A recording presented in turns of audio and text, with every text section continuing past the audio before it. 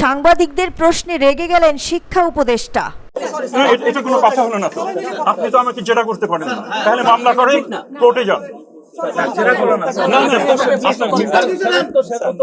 Normal সৌজন্যতা যদি না রাখেন তাহলে কিন্তু আমাদের পক্ষে করা যাবে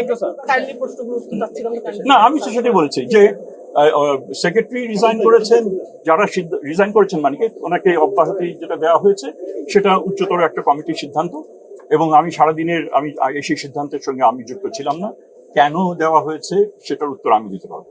দ্বিতীয়ত হচ্ছে আমার চাওয়া হয়েছে, আমি নিজের থেকে করার কোনো অভিপ্রায় নেই, কারণ আমি এখানে আমার কাজের কোনো এখানে ব্যত্যয় হয়েছে বলে আমি মনে করি না।